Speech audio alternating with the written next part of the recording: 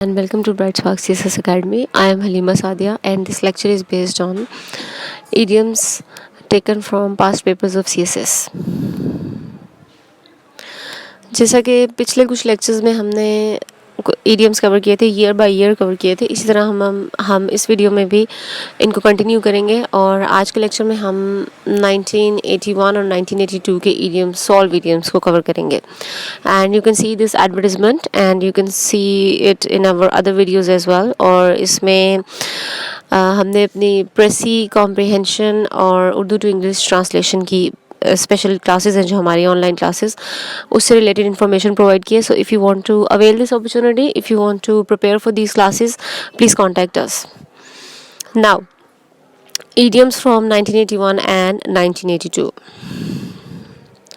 So I will begin with the idioms from the paper of 1981. और जैसा कि पिछले कुछ वीडियोस में भी आपने देखा होगा कि नंबर ऑफ़ ईडियम्स हमारा चेंज होता रहता है. कुछ जगहों पे 7-8 ईडियम्स एक पेपर में आए हुए हैं, कुछ जगहों पे 10 ईडियम्स किसी एक पेपर में आए हुए हैं. तो अभी इन वीडियोस में भी आप देखेंगे कि कुछ ईडियम्स हमारे पास 10 होंगे और कुछ ईयर्स के जो है वो इसी तरह से कम होंगे 10 से, लेकिन 10 से ज़्यादा कभी भी किसी पेपर में नहीं आया. Anyways, idiom number 1. To have your cake and eat it too. Someone wants everything their way, especially when their wishes are contradictory. अच्छा, अब इसमें दो बातें हैं. अगर आप गौर करें इस idiom पे और अगर आपको लगता है कि इसका मीनिंग इस तरह से याद रखना मुश्किल है या ये जो मीनिंग यहाँ पे लिखा हुआ है ये लेंथी है, तो आप इसको कैसे इजीली याद रख सकते हैं कि to have your cake means you have one thing in your hand and eat it too. और इसका क्या मतलब है कि आप उसको अपने लिए ही यूज़ कर लें या ख़ुद ही उसको खा लें. यानी कि एक तो ये कि आपको हर सिचुएशन अपने मुताबिक और अपने फ़ायदे से रिलेटेड चाहिए या आपको हर सिचुएशन से ही फ़ायदा चाहिए. तो केक जो है that represents an opportunity and eat it two means कि आप उसको अपने यूज़ के लिए ही रखें, किसी और को ना तो यूज़ करने दें और ना ही किसी और को आप कोई राइट दें या उसको कोई चांस दें उनको उस अपॉर्चुनिटी को यूज़ करने का. तो केक एंड ईट, इससे आप इसको याद रखें. और फिर अगर आप इसका मीनिंग देखें तो इसमें एक चीज़ लिखी हुई है, their wishes are contradictory. Means उनकी विशेस ऐसी हैं जिनका पूरा होना सही नहीं होगा इन फ्यूचर, ना तो उनके अपने लिए और ना ही दूसरों के लिए, but they want them to come true anyway. तो इस तरह से आप इसका मीनिंग जो है यहाँ से मैंने आपको बता दिया कि हिंट जो है वो केक एंड ईट वाली चीज़ आ जाएगी. तो इसमें जो है ऑब्वियसली इसकी नेगेटिव कॉनोटेशंस है, इसका यूजेज भी जो होगा वो नेगेटिव ही होगा, ये पॉजिटिव वे में यूज़ नहीं होता. सेंटेंस देखिए इसका. In this matter if you want to have your cake and eat it too it will be injustice with others. तो अब मैंने ऑब्वियसली जैसे मैंने आपको बताया कि ये नेगेटिव वे में ही यूज़ होता है, हम इसको कभी भी पॉजिटिवली नहीं यूज़ कर सकते. तो वहाँ पे फिर हमने बता दिया कि if you do this kind of thing और if you behave like this what will be the consequences. तो कॉन्सिक्वेंसेस यहाँ पे क्या मेंशन है, will be injustice with others, कि वो दूसरों के साथ गलत होगा इफ़ यू डू दिस और if you behave in this way. तो इस तरह से आपने इसको नेगेटिव वे में ही यूज़ करना है, इसको कभी भी हम पॉजिटिवली नहीं यूज़ कर सकते. Idiom number 2, between the devil and the deep blue sea. आप देखिए ये भी अगर आप इसमें वर्ड्स देखें जो यूज़ हुए हैं, devil and deep blue sea, यानी कि दोनों ऐसी चीज़ें यूज़ हुई हैं which are not good for us, which are dangerous और which can be bad for us presently और इन द फ्यूचर. तो इसका मीनिंग देखिए, being in a dilemma a difficult choice, यानी कि आप किसी बहुत ही मुश्किल सिचुएशन में कोई ऐसा डिसीजन आपने लेना है which is not easy to take और which is not easy to decide, something which is not easy to decide. वो एक डिलेमा है, एक बहुत बड़ा प्रॉब्लम है, एक अनसॉल्व्ड इशू है और ऐसी चॉइस है जो कि ऑब्वियसली बहुत मुश्किल है, कॉम्प्लिकेटेड है. तो ये जो डेविल और डीप ब्लू सी है, ये दो वर्ड्स ऐसे हैं which can indicate such kind of thing, कि दोनों ही चीज़ें ऐसी हैं which are not good for you, which are bad for you, which are dangerous for you. तो इस वजह से ये डिफ़िकल्ट सिचुएशन या डिलेमा को इंडिकेट करें. Sentences for me, fighting this case is like between the devil and the deep blue sea. It means that it is a very difficult choice for me, but I am doing it anyway, or I am dealing with it. तो इस तरह से अब इसमें इसकी कोई negative या positive connotation नहीं है, या इसमें कोई एक फिक्स बात नहीं है कि आप इसको किस तरह यूज़ करें. You can use it in both ways. Like आप इसको नेगेटिव वे में भी यूज़ कर सकते हैं और पॉजिटिव वे में. मैंने इसको न्यूट्रल वे में यूज़ किया. लाइक मैंने इसको ये नहीं बताया कि मैं इस वर्ड से कोई इस तरह की चीज़ डिराइव करी हूँ which can indicate some negativity. No, it is neutral in nature. Number 3, to be in hot water, getting into trouble. मुश्किल में खुद को मुश्किल में डाल लेना, या मुश्किल में पड़ जाना, या फिर किसी ऐसे मामले में, किसी ऐसे मसले में उलझ जाना which would create problems for you. So this is getting into trouble. Sentence, you need to listen to your elders, otherwise your thoughtlessness is getting you in hot water. तो obviously getting in hot water जो है वो negative way में ही use होता है. Troubles कभी भी positive way में यूज़ नहीं होती. They always indicate some kind of negativity. तो इसका जो यूजेज है यहाँ पे वो नेगेटिव ही रहेगा. और मैंने उसके साथ मेंशन कर दिया है कि what is the reason for that. The reason is thoughtlessness, कि वो that would get someone into hot water. To be on the carpet, summoned before someone in authority for punishment. अब अगर हम इसको याद रखना चाहें कि to be on the carpet indicates something very formal. तो आप उससे याद रखें कि हम यहाँ पे अथॉरिटी की बात करें. Some people with whom we need some kind of formality, जिनके साथ रहने के लिए या जिनको डील करने के लिए हमें certain formal ways या रूल्स या प्रिंसिपल्स, इन चीज़ों को फॉलो करना पड़ता है. यानी कि ऐसा नहीं कि आप किसी के सामने भी प्रेजेंट हो रहे हैं और कोई भी आपसे क्वेश्चनिंग कर रहा है या आपको पनिशमेंट दे रहा है. It is some authority. Like it can be a boss, it can be someone like some officer or some jury or court of law. मतलब कोई भी ऐसी जगह हो सकती है which is formal in nature, और यहाँ पर जिनके पास एक proper authority होती है under the law or under religion. मतलब कोई भी ऐसी चीज़, जो भी आप, कोई भी इंस्टीट्यूशन हो सकता है जिसके अंडर किसी के पास कोई अथॉरिटी हो. तो carpet would show the authority, या वो उसको इंडिकेट करेगा कि हम किसी के ऑफिशियल होने की बात करें. Sentence, we must find some proof of their innocence और they will be on the carpet soon. तो अब मैंने इसको किस तरह से यूज़ किया है कि somebody is going to face the authority, and if someone doesn't do anything, so obviously they are going to get the punishment. तो इसको आप, मतलब मैंने इसको बिल्कुल एक सिंपल सेंटेंस में यूज़ किया. इसमें ऐसा कोई मैंने कॉम्प्लिकेटेड सेंटेंस नहीं बनाया. तो इसमें देख लें कि इसको इस तरह से भी यूज़ कर सकते हैं that somebody deserves the punishment, लेकिन मैंने इसको यूज़ किया है कि they actually don't deserve the punishment, they don't deserve to be on the carpet. So it's up to you कि आप इसको कैसे यूज़ करें, लेकिन मैंने इसको पॉजिटिव वे में यूज़ किया. Number 5, it never rains but it pours. When things go wrong, they go very wrong. यानी कि किसी चीज़ का सिर्फ थोड़ा बहुत ना बिगड़ना बल्कि बहुत ज़्यादा बिगड़ जाना. Rain but it pours. Rains क्या होता है, मतलब अगर थोड़ी बहुत बारिश हो रही है. Pours का मतलब है कि it's happening day and night, मतलब वो बहुत ज़्यादा हो रही है या बार बार हो रही है या बहुत ज़्यादा टाइम के लिए हो रही है. So rain मोस्टली इंडिकेट करती है प्रॉब्लम्स को या ट्रबल्स को या ऐसी चीज़ को, लाइक ऑब्स्टिकल्स को या हर्डल्स को इंडिकेट करती है.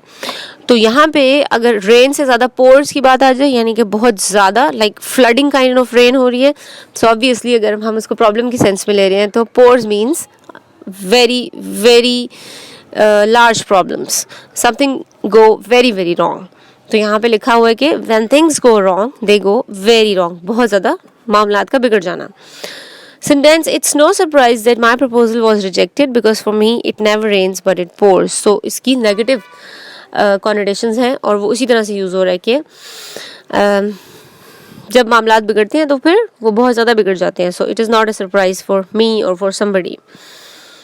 Number 6, a miss is good as a mile. Coming close to success but failing is no better than failing by a lot. इसका क्या मतलब है कि बहुत करीब किसी चीज़ के आके, जीत के बहुत करीब आके उसको लूज़ कर देना. यानी कि बिल्कुल ऐसा लग रहा हो that you are going to win और you are going to get something, but in fact you lose it. But very closely, बहुत क्लोज कॉम्पिटिशन जो होता है. जैसे यहाँ पे लिखा है ना, a miss is as good as a mile. अब माइल का क्या मतलब है यहाँ पे? माइल का यहाँ पे मतलब है सक्सेस, और मिस का क्या मतलब है कि आपने वो अपॉर्चुनिटी, सक्सेस की अपॉर्चुनिटी मिस कर दी है, लेकिन क्योंकि आपने बहुत क्लोजली उस चीज़ को मिस किया, so it is not very bad. Sentence is, although she missed a chance to win the contest, but a miss is as good as a mile. तो इसको हम इसी तरह से यूज़ कर लेंगे. Losing some competition or losing some contest or losing a job or losing an interview, तो उसी सेंस में ये आ जाएगा हमारे पास, when you lose something very closely. To give oneself air, assume a haughty manner, pretend to be better than one is. Haughty manner means pride, दूसरों से अपने आप को बेहतर समझना, प्राइड फील करना. तो यहाँ से हम इसको कैसे याद रख सकते हैं? Give oneself airs. Air क्या है? Air is above than us. या आप ये कहेंगे it is necessary for us. तो अगर हम अपने आप को एयर्स से रिलेट करें, और giving oneself airs means कि हम अपने आप को दूसरों से सुपीरियर या अबव समझ रहे हैं. We pretend that we are better than others, या हम अनइंटेंशनली या इंटेंशनली खुद को कोई प्राइड दे रहे हों. That is what it means. Sentence, talking to you is always useless as you always give yourself airs. It means that if you are talking to somebody like that, they will always give themselves credit, या वो अपनी ही तारीफ करेंगे, या सिर्फ अपनी ही बात पे हर चीज़ को बेस करेंगे. They will not consider other people's opinion. To have the courage of one's convictions, behave according to one's beliefs. अब convictions से आप याद रखें कि beliefs की बात हो रही है, जो आप अपने किसी चीज़ का opinion रखते हैं या अपने किसी चीज़ का यकीन रखते हैं उस चीज़ के ऊपर. तो behave according to one's beliefs का क्या मतलब है कि आप अपने rules, अपने principles, अपने beliefs के according decisions लें या फिर चीज़ों को handle करें. Sentence, no doubt I refuse her ideology, but I respect her to have the courage of her own convictions. तो इसका क्या मतलब है? That somebody who stands by their own rules, it's very hard to accept that, but still we need to respect such kind of things. तो इसमें अब मैंने इसको पॉजिटिव वे में यूज़ किया है, but it can B use in both ways. कि कोई इतना रिजिड भी हो सकता है that they have the courage of their own conviction but they don't listen to other people. तो इसको इस तरह से भी यूज़ कर सकते हैं, ज़रूरी नहीं है कि इसको आप पॉजिटिव वे में यूज़ करें. Number 9, the onlooker sees most of the game. अब इसका तो जो मीनिंग है ना, वो समझे कि डायरेक्ट ही है, ये इतना इडियोमैटिक नहीं है या ये इतना मेटाफोरिकल नहीं है. The onlooker sees most of the game, यानी कि the people who are outside of some situation, they have more objective view. जो लोग इन्वॉल्व नहीं होते किसी मामले में, या फिर जो जैसे यहाँ लिखा हुआ है, those who do not participate have more objective and wider view. इसका मतलब है जो किसी मामले में इन्वॉल्व नहीं होते, उनकी इमोशनल या पर्सनल अटैचमेंट्स नहीं होती, they have a better opinion about something. तो ऑन लुकर का यही मतलब है कि जो आपको लग रहा होता है कि जो लोग एक्चुअली जो पार्टिसिपेट नहीं कर रहे हैं या जो गेम का पार्ट नहीं है, they don't see something, no, but they see more than other people, more than the people who are actually the part of that game, या जो भी चीज़ है. तो यहाँ पे onlooker से इसको हम याद रख सकते हैं, onlooker sees, यहाँ से हम याद रख सकते हैं कि जो outsiders हैं they have better opinion, they have objective opinion as compared to the people who are the participants or who are actually involved in something. Sentences, we cannot eliminate the other party's opinion because the onlooker sees most of the game. So क्या मतलब है कि although the other party is the outsider, but we cannot ignore them or avoid them. Why? Or we cannot eliminate them. Why? Because they are not involved. That's why they have a better opinion or they have a better point of view or objective point of view. Number 10, out of sight, out of mind. ये तो एक common सा idiom है, हम इसको proverb भी है actually, हम इसको बहुत ज़्यादा यूज़ भी करते हैं, जिसको हम कहते हैं उर्दू में आंख ओझल पहाड़ ओझल. समवन इज़ नॉट थिंकिंग और worrying about something if it is in directly visible और अवेलेबल टू देम. कि अगर वो आपके सामने नहीं है या क्लोज नहीं है या उनसे आपका सामना नहीं हो रहा, so you just ignore them, या आप उनको भूल जाते हैं या उनके मामलात को, उनके प्रॉब्लम्स को पीछे छोड़ देते हैं. Sentence, all the problems will be solved by him gone as he is out of sight, out of mind. So इसका क्या मतलब है कि if that person leaves the place, तो क्या होगा, सारे के सारे प्रॉब्लम्स खत्म हो जाएंगे. Why? Because when you are out of sight you are out of mind. Next one are from 1982.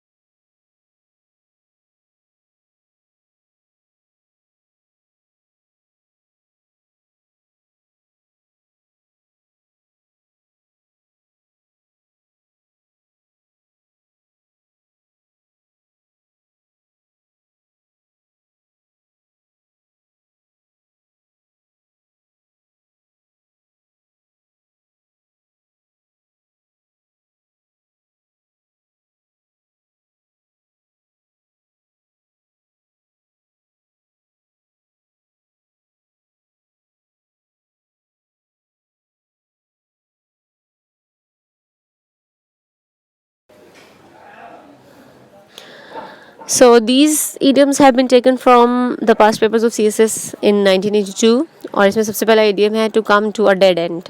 आप क्योंकि dead end लिखा हुआ है, dead का मतलब है something which is useless, जिसका हमें कोई फ़ायदा नहीं होता. Even if they are people or they are animals, something which is dead, they are useless. उनका हम कुछ भी नहीं कर सकते. They are of no use. So come to a dead end का मतलब है कि आप किसी ऐसे point पे पहुंच जाएं where all of your efforts and everything you have done is useless.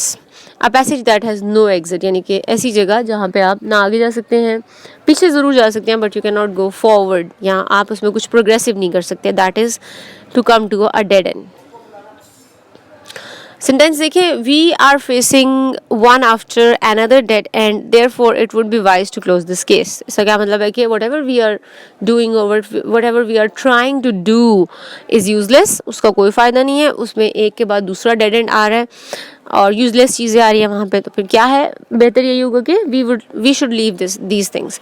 तो डेड एंड जो है उसकी नेगेटिव कॉनोटेशंस होती हैं. डेड एंड हम कभी भी पॉजिटिवली यूज़ नहीं करते, वो हमेशा इसी तरह से यूज़ होगा, नेगेटिव वे में ही यूज़ होता है हमारे पास. Number 2, to turn a deaf ear. Deaf ear का क्या मतलब है, अब यहाँ से इसको याद रखें. Deaf are the people who can not hear और who can not listen anything. तो to turn a deaf ear का क्या मतलब है कि इंटेंशनली जब आप किसी को ना सुने, you don't pay attention to them, और if they are giving you any advice you just ignore the advice and you don't respond to them or don't behave like they want you to behave. तो deaf ear का क्या मतलब होगा कि आप जानबूझ के ऐसा कर रहे हैं, या आप जानबूझ के ऐसे बिहेव कर रहे हैं कि जैसे आप सुन ही नहीं रहे, यहाँ तक वो बात पहुँच ही नहीं रही. So when someone don't listen to you, it means they turn a deaf ear. Sentence, it is arrogant to turn a deaf ear to everyone even though you know someone can be helpful. तो ये भी negatively use होता है, इसकी भी negative connotations हैं, और इसको भी जब हम यूज़ करेंगे तो हम उसमें यही शो करेंगे that they are always consequences of doing such kind of things because they are not good things. तो इसीलिए इसको हमने यहाँ पे ऐसे यूज़ किया कि it's not a good thing if you turn a deaf ear to everyone because someone can help you or someone can be of some kind of help. Next one, every dark cloud is a silver lining. ये भी common है idiom, और sometimes ये proverbs में भी आ रहा होता है हमारे पास. और इसका भी बहुत सिंपल सा मीनिंग है, और वो ये है कि after every defeat or after every hopelessness there is always some hope. An element of hope or a redeeming quality in an otherwise bad situation. Otherwise bad situation means कि एक के बाद दूसरी आपके पास बुरी सिचुएशन आ रही है, जो भी चीज़ें आ रही हैं, they are not good, but still you should have hope because every dark cloud has a silver lining. Silver shows hope and dark shows hopelessness or disappointment. So you should not be disappointed because जैसे हम कहते हैं ना कि there is a morning after every night, तो ये वही वाली चीज़ है कि dark cloud has a silver lining, there is light और there is a shine in every darkness. Sentence, you should not be disappointed for losing the job because every cloud has a silver lining. तो every cloud has a silver lining को हम positive way में use करते हैं और हम इसको hope की सेंस में यूज़ करते हैं, और हम जब भी इसको यूज़ करेंगे वो इसी तरह से करेंगे which would show that there was something bad and now you should be hopeful because something good can happen in the future और इन द कमिंग टाइम. तो यहाँ पे भी देखिए मैंने इसको सजेशन के तौर पे या रिकमेंडेशन के तौर पे मैंने इसको यूज़ किया हुआ है, and it is given to some person who is disappointed or they have certain defeats or they have certain losses. तो हम इसको पॉजिटिव वे में यूज़ करते हैं. Number 4, blowing hot and cold together. Change one's minds और vacillate. वेसिलेट means fluctuate, यानी कि आप बार बार अपना ओपिनियन चेंज करें. आपका कोई एक ओपिनियन ना हो, एक पॉइंट ऑफ व्यू ना हो, एक डिसीजन ना हो. लिखा हुआ है ना blowing hot and cold together. इसका मतलब है कि आप डबल माइंडेड हैं, या आप दो चीज़ों को ओवरलैप कर रहे हैं, या आप उनमें चूज़ नहीं कर पा रहे. हॉट एंड कोल्ड शो कर रहा है दो डिफरेंट साइड्स को, दो डिफरेंट चॉइसेस को. तो blowing hot and cold means that you are not sure about certain things and you are mixing them together, or you are overlapping them, or you are unable to choose between different things. So change one's mind, बार बार अपना mind change करना. Vacillate means fluctuate, एक बात से दूसरी बात पे जाना कभी, या फिर उसको बार बार change करते रहना. That means blowing hot and cold together. Sentence, trusting his opinion is wrong as we all know that he blows hot and cold together. इसका क्या मतलब है? That he is a kind of person who always change his mind. So what should we do? We should not trust them. तो ये भी blowing hot and cold भी जो है वो negatively use होता है. इसको it's not a positive quality, it's a negative quality. तो जब हम इसको sentence में use करेंगे तब भी हमने ये चीज़ mind में रखनी है कि हमने इसको negative connotation के साथ लेना है. Number 5, to let the cat out of the bag. Accidentally reveal a secret. So let the cat out of the bag का क्या मतलब है कि कोई चीज़ आपने छुपाई हुई है and you let it out. आप उसको शो कर देते हैं, आप उसको जो है वो accidentally, obviously accidentally होता है कि हम उसको किसी को बता दें या उनके सामने प्रेजेंट कर दे उस चीज़ को. When we don't want to, जब हम नहीं चाहते और तब भी हम कर दे, that means to let the cat out of the bag. और यहाँ पे मीनिंग में लिखा हुआ है accidentally reveal a secret that you were unable to hide it and you revealed it. Sentence, you should not share everything with strangers because it is unwise to let the cat out of the bag. So if we share our secrets or share our hidden things from to people we don't know, जिनको हम trust नहीं कर सकते, they are strangers, so it would be wrong for everyone. तो ये भी negative way में use होता है. Revealing a secret is never a positive quality, it's never a positive thing, it is always used as a negative idiom or in the negative meaning. To put the cart before the horse, reverse the proper order of things or event. यानी कि चीज़ों को उनका जो order है उसको change कर देना, बजाय इसके कि आप उसको एक प्रॉपर सीक्वेंस में लेके चलें. To put the cart before the horse. अब कार्ट जो होता है वो हॉर्स के साथ पीछे अटैच होता है. तो अगर हम उसको पहले लगा देंगे तो क्या होगा, ऑर्डर चेंज हो जाएगा चीज़ों का, and obviously it is going to ruin everything. If you put cart before the horse all will fall apart in this conference. इसका क्या मतलब है कि अगर हम चीज़ों को रिवर्स ऑर्डर में कर देंगे या हम उनका सीक्वेंस चेंज कर देंगे तो जो भी इवेंट है, कॉन्फ्रेंस है, जो भी चीज़ हो रही है उसमें सब कुछ गलत हो जाएगा, ख़राब हो जाएगा. तो ये भी नेगेटिव कॉनोटेशन के लिए यूज़ होता है, और इसको भी हम जब भी यूज़ करेंगे तो उसके साथ हम कोई ना कोई कॉन्सिक्वेंसेस लाजमी लिखेंगे कि इसका रिजल्ट ये हो सकता है अगर हम ऐसा करते हैं, so this is going to happen. तो यहाँ पे भी देखिए इसको मैंने इसी तरह यूज़ किया. Number 7, to sail in the same boat, being in the same predicament or trouble, यानी कि किसी सेम सिचुएशन में या किसी सेम प्रॉब्लम में होना बाकियों के साथ. जैसे यहाँ पे लिखा हुआ है sail in the same boat, यानी कि आप हर कोई जो है वो एक ही कश्ती में सवार हुए, सब एक ही कश्ती के सवार हैं, जैसे हम उर्दू में कहते हैं. सो जब हर कोई एक ही सिचुएशन में है या एक ही ट्रबल में है तो उससे क्या मतलब है, same thing is going to happen with everyone. Sentence, as we are sailing in the same boat, so if you go down, we all will. तो इसका क्या मतलब है कि क्योंकि सब सेम सिचुएशन में है तो अगर किसी एक के साथ गलत होता है तो सबके साथ ही गलत होगा. यहाँ अगर उसकी कोई उसका कोई सीक्रेट रिवील होता है, या उसके कोई उसकी कोई गलती या उसका कोई फ्लॉ, कोई भी ऐसी चीज़, उसका कोई बैड डिसीजन रिवील होता है. So bad things will happen with everyone. Next one is a swan song, a final accomplishment or a performance, one's last work. Swan is a bird, or they have their own characteristics. तो उसमें से एक characteristic क्या है, that they have a song. तो यहाँ पे a swan song का क्या मतलब है, a final accomplishment or performance, यानी कि किसी भी skillful person की, they can be an artist, they can be any sort of they can have any kind of skill. तो उनकी फाइनल अकॉम्प्लिशमेंट, यानी कि वो फाइनली कोई मास्टरपीस क्रिएट करें या कोई भी ऐसा काम करें which would make them alive for a lot of time और इन द हिस्ट्री. जैसे डिफरेंट पेंटर्स होते हैं या डिफरेंट आर्टिस्ट होते हैं, हमारे पास स्कल्पचर्स होते हैं, स्केच आर्टिस्ट होते हैं, they all of them want to have some kind of masterpiece. तो swan song क्या है, it is their masterpiece और final accomplishment जो कि उनको हमेशा alive रखे. और इसका सेंटेंस है, every artist wants a swan song before they end their career. तो हर कोई यही चाहता है if they have some kind of skill. मैंने यहाँ पे artist mention कर दिया, so it would be artistic skill. They want it to be to have a masterpiece for them, so that people would remember them and they would be alive in the history. तो ये क्या है, it has a positive sense, it has a positive connotation, तो इसको हम positively ही use करेंगे. So that was all from today's lecture. आज हमने cover किए idioms 1981 and 1982. Next lectures में हम next years के cover करेंगे. So I hope they would be helpful for you, and if you want more videos like that, please subscribe to our channel, and thank you for listening.